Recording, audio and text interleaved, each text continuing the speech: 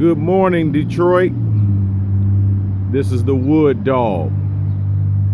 I am the Detroit Bike Blight Patrol. Detroit Bike Blight Patrol. I'm at the corner of Davison and Livernois Avenue. This address to this house is 13320. 13320 at Detroit City, on the corner of Davison and Livernois Avenue. I'm gonna pan to my left and show you the intersection of Davison and Livernois. The intersection of Davison and Livernois, ladies and gentlemen of Detroit, is one of the most busiest intersections on the west side of the city of Detroit. As you can see, here it is. To my left, that's Broad Street. One street over is Livernois. This is Davison. There's a street sign right there. Davison and Livernois. This is the entrance to a semi-historical district in the city of Detroit, which is my subdivision. Here it is. The Russell Wood Sullivan subdivision. That's the house right there, right on the corner of Davison and Livernois, right on the corner to a semi-historical district. And more than 10,000 people per day drive by this house right here. See these overgrown bushes? That's cut right there. The Russell Woods Association cuts that. But what can they do about a house like this? Now here we go. On the other side of the bushes, here's the front yard to 13320 Broad Street at Davison and Livernois, a semi-historical district. There's the windows upstairs. Here's the front door all kicked in for you. Anybody can walk in here. Every time they board it up, somebody comes in and kicks it down. They've been stripping this house for the last 10 years I've been living over here, plus. These houses were salvageable at one point. Here we go, going in the front door. Here you go. People already been trying to take the doors off the house all over. That's the ceiling to the house. That's the fireplace. Looks like a working fireplace. That's the mantel. Here's the windows looking out on the Broad Street. If you can see through the brush and people walking by busting the windows out. There's some more doors right there. People been coming in here doing what they want to do to this house. Yep, they've been doing what they want to do, Detroit. Here we go.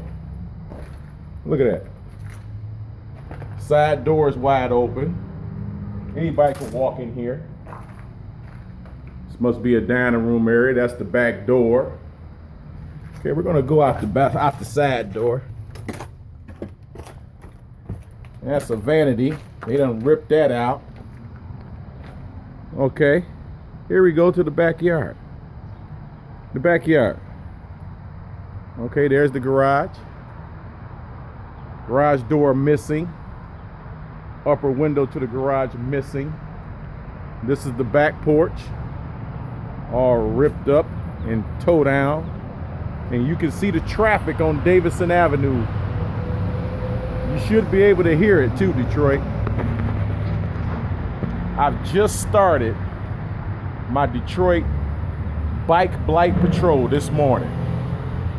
Haven't even broke up a sweat, but I decided to hit one right on the edge of my subdivision to let you know that I'm gonna put my mouth where my money is. My tax dollars are being paid in the city of Detroit. Mortgage up to date. Here you go, Detroit. That's Broad Street in Waverly right there. Once you get, here goes another house right next door. I decided to do this one early in the morning. Let me walk across these weeds here and get the address to this house. Now this address right here, Detroit, is 3574 Broad Street, which is right next to 13320 Broad Street. There's my bike, my mode of transportation. Some people told me, shouldn't it be easier to do it in a car? I say, yeah, maybe, but there's a bike trail on Livernois for people to ride their bikes. They even have it painted on the street where you can ride your bike in the bicycle lane. That's why I don't ride downtown Detroit. I pay my tax dollars in the city of Detroit. I should be able to ride around in my neighborhood where I live. I shouldn't have to go downtown where the grass is cut. There's no potholes downtown. The Detroit River, all the pavement down there where people are at by the thousands every Monday, riding their bikes, smiling, laughing. Hey, I should be able to do that in my neighborhood. I shouldn't have to get in my car, pack up my bike, and go somewhere downtown where it's well maintained to get a good bike ride. I should be able to do that in the city where I pay my taxes at. But when you think about the city of Detroit just acquired $88 million more to destroy Blight, I wonder how much longer it's going to take for them to come over here and take care of these two houses. Take care of these two houses right here. A family moved into this house that you're looking at right now 2 years ago. They moved into it. They kept the grass cut. They was fixing up this house. They were starting to scrape all that paint, putting stripper on it. I seen them do it myself. But then they got to live next to this house right here, where 10,000 plus people drive by it every day on Davidson and Livernois. You see where it's burned up on the top level there? You see that? Now, why would Detroit want a house like this where more than 10 to 15,000 people drive by it every day? Every day. They got to drive by a house like this, and they can see it from Davidson. There's another look from Davidson. If I can get past the bushes for you to see it, that is one busy intersection right there. And if I pan to my left, that's the back of the Sunoco gas station, right on the corner of Davidson and Livernois there. Now I'm looking south. That way is the 10th precinct, about 4 blocks down. I can't begin to tell you how many times they've come over here to this house to kick people out of it. I come home from work, drive by this house, the police got people spread eagle right in the street because they trying to stop them from stealing stuff out of the house. And they just go right back in it. You can't talk about Detroit unless you live in Detroit. You can't say nothing about Detroit unless you live here, pay taxes here. But in the media, they talk about Detroit all day long. Detroit this, Detroit that, but they don't live here. That's just like people who move to Atlanta, Georgia. But when you look at their driver's license, it doesn't say the city of Atlanta. It says Riverside or Gwinnett County, Jonesboro, but they say they from Atlanta. My driver's license says Detroit, Michigan, and the street that I live on.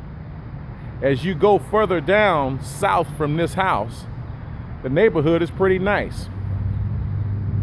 But we still, even in historic districts in the city of Detroit, have to deal with blight. I'm gonna pan you and show you down the street, and then I'm out. Here you go.